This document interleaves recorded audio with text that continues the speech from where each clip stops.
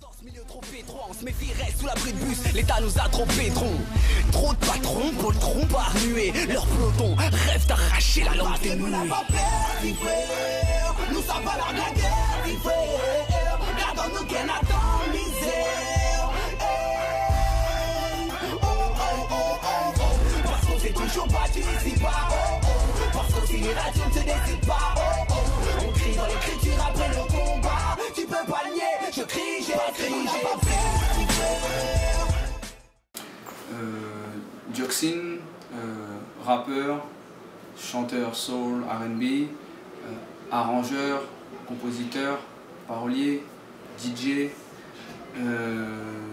ingé, entre parenthèses, qu'on a un ça causait, ça dirait, il avait pas un ingé, mais il fait de maquette, donc ouais, voilà, il coach un peu de bonnes artistes aussi, il donne de cours et il pense que c'est un peu ça là. Voilà, il aime être un peu éparpillé, on va dire. Voilà. Dioxine, en fait, là arrive il y a très longtemps de ça, c'est que Mitterrand a un nom de scène en fait, avec, avant Mitterrand habite dans le 78, à l'époque, on avait monté un petit collectif dans le 78 en France, il était appelé le Darkness, et en fait Mitterrand a un nom, à la base Mitterrand appelé Jim Sai, Eco Stress, je ne sais même pas où ça sort le nom, en fait, on dirait un nom bizarre, et en fait mon frère elle a beaucoup aidé à moi déjà dans la musique, il a toujours soutien à moi. Et en fait, il a sorti de la chambre là-bas, il était gars à la télé, et il a dit t'es Rod un nom, il m'a dit oui. Il a dit ouais, ben Dioxine. Il a dit Dioxine, il dit c'est quoi ça? Il a dit ouais, c'est un gars toxique, un affaire, il tombe malade, il est mort, tout ça là. Il m'a dit ah, elle est belle. Et en fait, la trappé Dioxine, m'a commencé à utiliser dans un de textes. Il voulait un nom hyper bien, donc on m'a trouvé, il était sonne, et voilà, on a utilisé Dioxine. Mais il est vrai qu'après les noms, ou pas appeler Jean-Pierre ou Canardo, Canardo, il me veut dire, oh, avant que le gars édite, il s'appelle Canard ou Canardo, de mon y habitué après. Ça, les noms en général, si vous les bons, de mon y habitué, même si vous les pas bons. Bref, donc voilà en gros comment l'arriver. 4-4.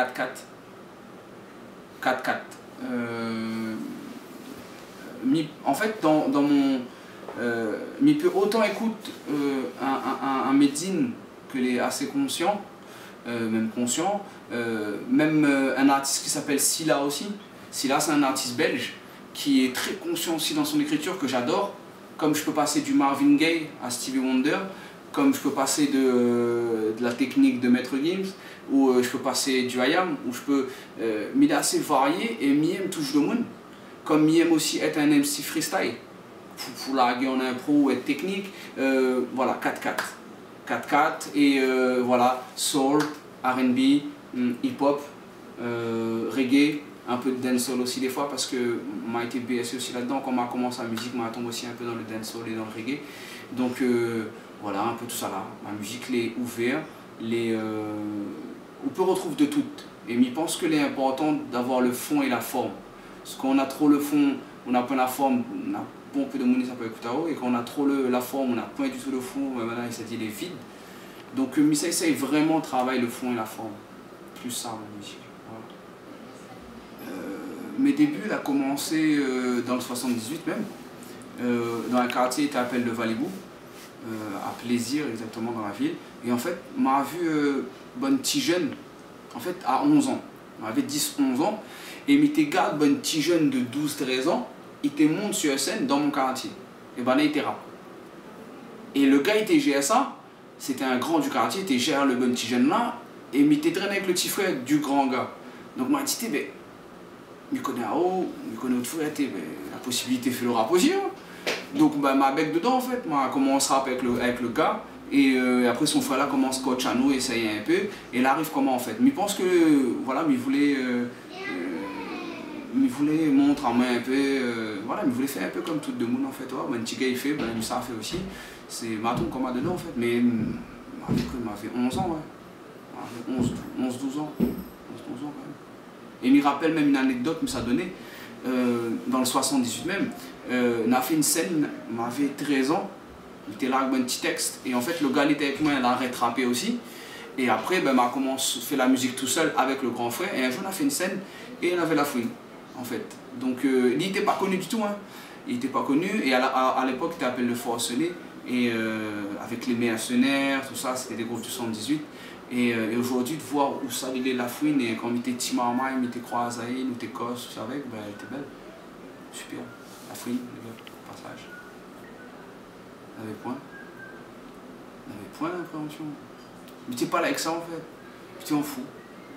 Ouais, mais t'es pas. Mais tu fais la musique. En fait, m'a jamais dit que mes rêves d'être star ou d'être être connu. Ou... Non. Moi, toujours fait la musique, là, toujours emboîté, là, toujours normal, quoi. Les appréhensions, mais il y en a aujourd'hui. Aujourd'hui, mes craintes de affaires, me disaient, un peu, cela. Mais il est vrai qu'avant, non. Quand les marmailles, en général, surtout à cet âge-là, 12-13 ans, on connaît, on s'en fout, en fait. On fait au train, on fait la musique comme il est, il arrive comment, on écrit texte. En plus, à la base, mais t'es même pas écrit texte, on mettait petit marmaille. Mais t'es drap, mais t'es fait n'importe quoi. Là, c'est une exclu que mes ça va faire, les gars. Aïe, aïe, aïe. Mais t'es pas écrit. Mais t'es drap, bonne. Ça va mentir à ça, hein. Bon livre. Là, mais t'es un livre. Je sais pas comment il appelle, citation à la langue française. Mais t'es drap un livre. Mais t'es drap une phrase dedans. Mais t'es mettre comment? Après, mais t'es drap un autre livre. Ça n'a rien à voir. Un dictionnaire français-latin. Et mais t'es mettre une phrase à côté. Mais t'es retrapé un livre. Voilà, ici, la critique de Anne Morel.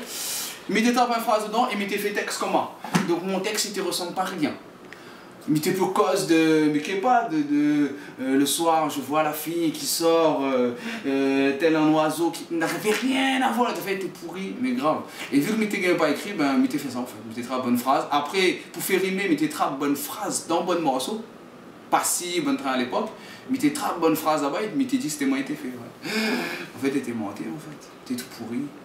Voilà. Exclusivité. Public house.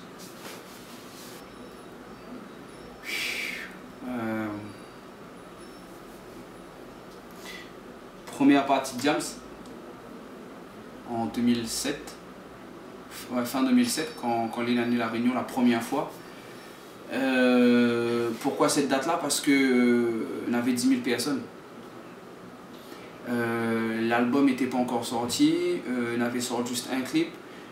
Être propulsé comme ça sur une scène aussi grande et devant 10 000 personnes qu'on l'a jamais rien fait, était incroyable.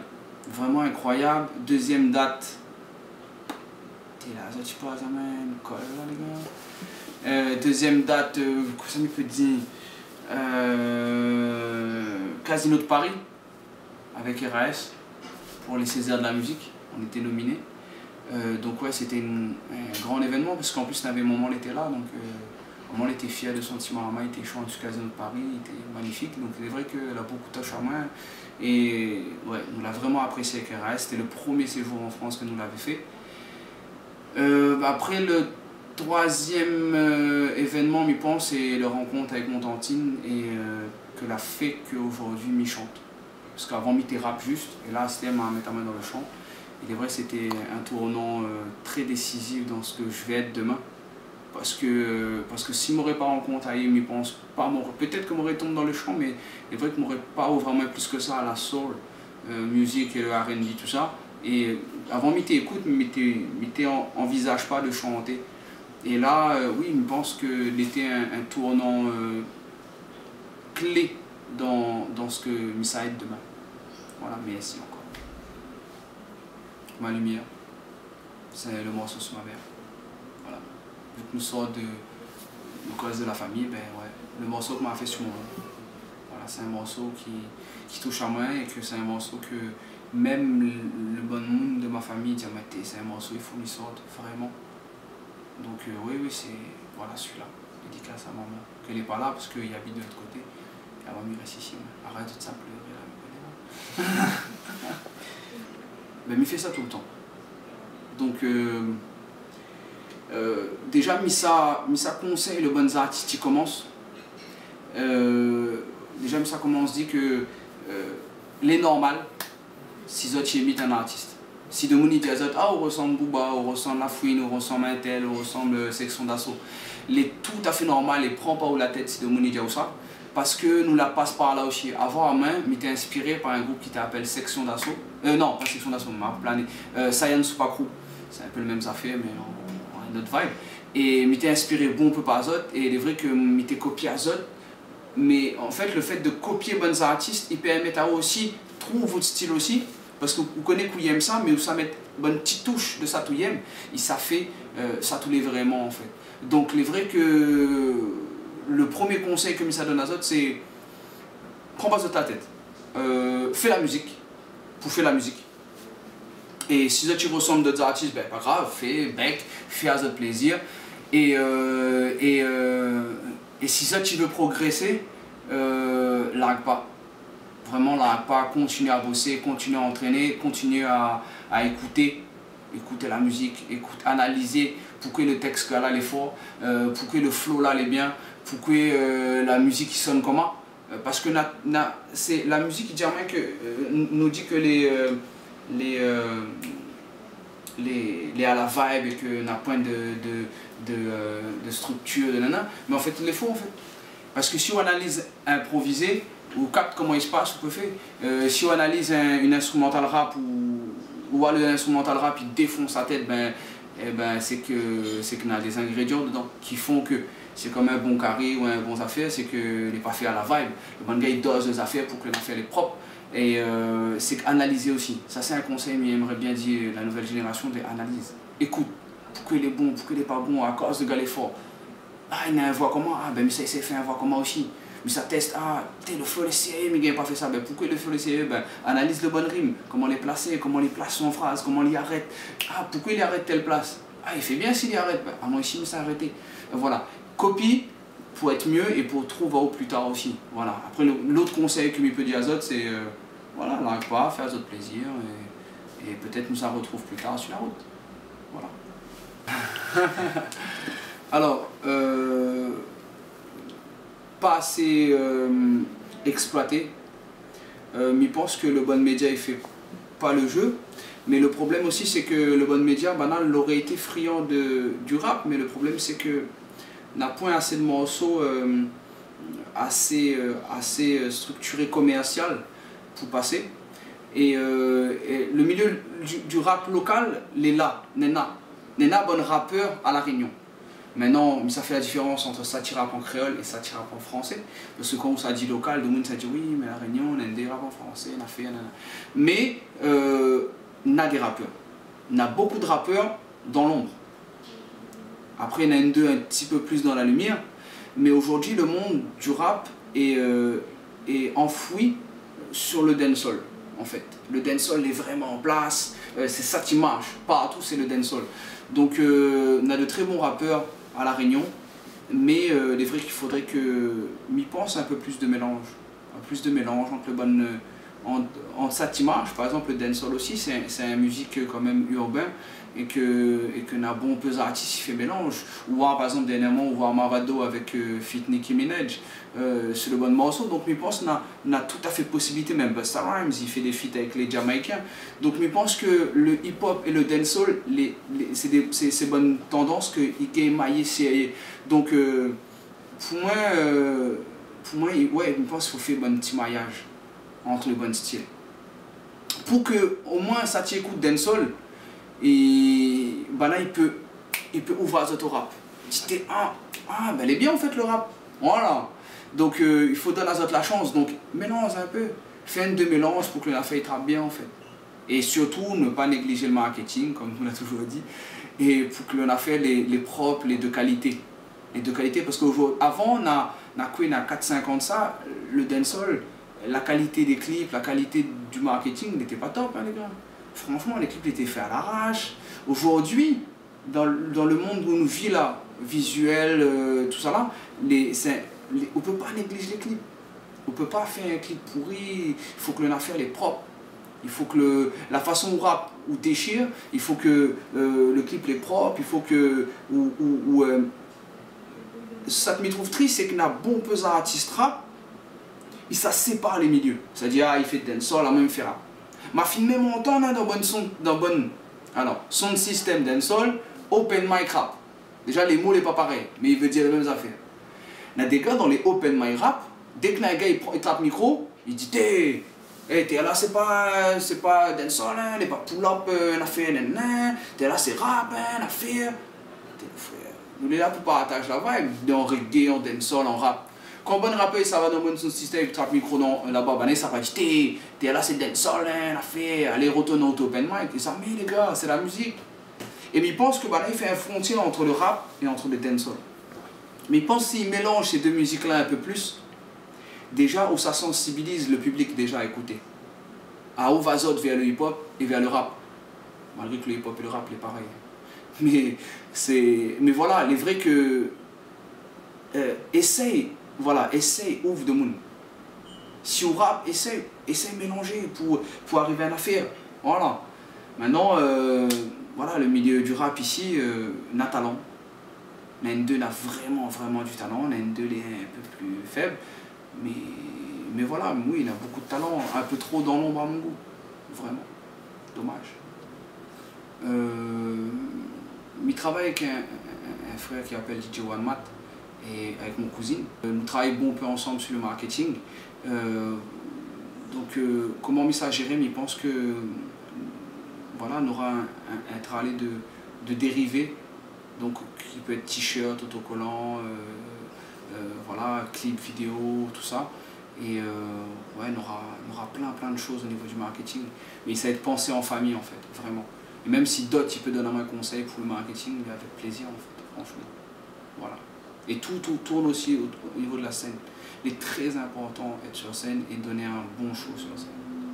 Parce qu'on a bon peu d'artistes, il fait musique, mais quand il arrive sur la scène, les gars, c'est pas facile. Hein? Donc il pense que c'est un tout, autant l'affiche, quand un gars il garde ton affiche, ton album, il regarde ton album, il regarde ton show, il y a une cohérence. Ça écoute l'album, il est danséré, il est encore plus danséré en live. Ouais, ben là, tout ça là, et malheureusement, oui, il faut penser à tout ça. Il n'est pas quelque chose que vous fait à la vibe. Non, on a des sociétés de marketing qui existent et qui, ben là, c'est notre boulot. Donc après, c'est vrai que là, malheureusement, il ne peut pas signer avec une maison de prod pour l'instant, mais dès que mon projet est mis en place, l'idéal, c'est que je pense que je détache à moins de tout ça et que je laisse bonne professionnelle faire notre travail. Donc l'idéal, c'est de signer avec une maison de production. Ouais. Voilà. Il passe l'annonce, hein, si tu veux signer à main, il est disponible, il habite au mois de 9. Voilà. Projet actuel, ben, il est toujours avec Alex, il travaille avec lui. Donc là, nous savons tourner en Chine, début avril. Il nous fait les printemps de Bourges en avril. Après, actuel, il travaille aussi avec bons artistes. Donc il travaille sur l'album de Shinzo, c'est un artiste rap, dancehall, chant qui habite à la montagne. Voilà, il travaille sur bon peu projet d'autres artistes, et pour la mienne, il est en train de réfléchir dessus, il travaille doucement, et il espère sortir quelque chose normalement courant l'année, certains morceaux, et un gros projet, je pense, en fin d'année. Voilà. Après des dates de concert encore, on n'a pas trop, mais nous sommes tenus au courant du cause. Hein? En marchant, avenir peu solide seul, sombre dans la folie et les jeunes ressentent ça. Pire par des causes, des piges qui pillent les marchands. Ils devraient plutôt être dans leur lit en train de piller le marchand de sable. Le peuple s'affole, c'est foutu, demain il passe au plan B. À force de frotter fort les mains, ça a fini par flamber. Cette époque, quand y a de la thune, tu les vois renifler.